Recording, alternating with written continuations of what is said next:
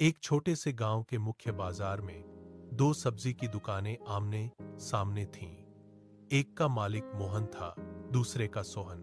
मोहन हर रात मुरझाई पत्तियां हटाकर, नई मिट्टी लगाकर ताजी सब्जियां सजाता था। सोहन हर ग्राहक से हंसकर बात करता था, छोटे बच्चों को मुफ्त में टमाटर का टुकड़ा दे देता था। दोनों रोज 12 घंटे दुकान लगाते थे। दोनों ही मेहनती थे, लेकिन दिल में हमेशा होड़ रहती थी कि किसकी दुकान ज्यादा चलेगी। एक दिन कड़क धूप में एक बूढ़ा यात्री बाजार में पहुंचा। उसके दोनों हाथों में एक एक गहरे लाल चमकता चुकंदर था। वह पहले मोहन की दुकान पर गया और बोला, ये साधारण चुकंदर नहीं, जादुई चुकंदर है। इसे सब्जियों के बीच में रखकर संभालो। मोहन ने हंसते हुए चुकंदर लेकर सब्जियों के बीच रख दिया।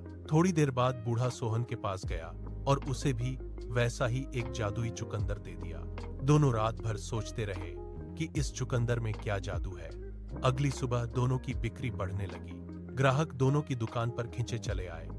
कुछ दिन बाद दोनों में फिर पुरानी होड़ जाग उठी। वे एक दूसरे के ग्राहक खींचने लगे। छोटी बहसें भी होने लगी। तभी वही बूढ़ा यात्री फिर से बाजार में पहुंचा। वह दोनों की बहस सुनकर पास खड़ा हो गया। फिर वह बोला, इस चुकंदर का असली जादू सब्जियों में नहीं, तुम्हारी मेहनत और ईमानदारी में है। तुमने जादू का भरोसा करके अपना काम और बेहतर ढंग से करने लगे, इसलिए फर्क दिखाई दिया। जादू तभी काम करता है जब दिल साफ हो। मोहन और सोहन एक दूसरे की ओर देखा। उन्हें बूढ़े की बात समझ आ गई। उस दिन से दोनों ने एक दूसरे से जलना छोड़ दिया। जब किसी की दुकान में कोई सब्जी खत्म होती, दूसरा अपनी सब्जी दे देता था। दोनों मिलकर ग्राहकों को अच्छी सब्जियां सस्ते दाम में देने लगे।